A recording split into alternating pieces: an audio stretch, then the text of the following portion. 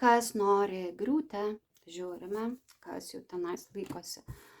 Ant vienos kojytės, štai kažkoks čia riteris su taure, su skeptru. Oi, ir kaip pažikas, kaip vaikas. Kas nori griūti?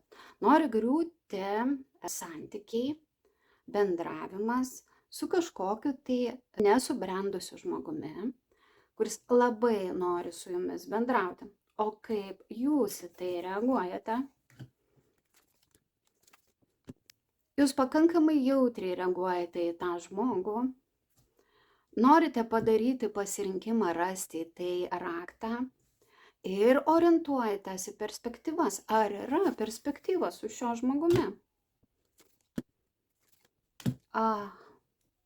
Kaip nebūtų gaila, pradžia buvo graži, o pabaiga visai nekokia.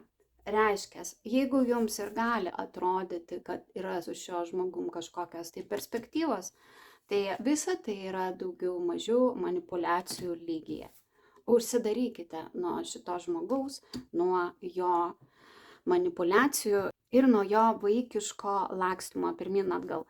Taurių riteriai labai dažnai yra linkę dalinti emocijas į kairę, į dešinę. Jeigu žiūrėti žmogaus psichologinėje raidoje pagal taro kortas, tai būtų žmogus, kuris yra paauglio brandoje.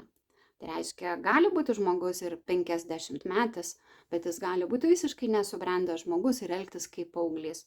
Tai šiame kontekste mes iš karto ir matome, kas nori griūti. Nori griūti tai, kas ir neverta būti statyta. Turbūt supratote.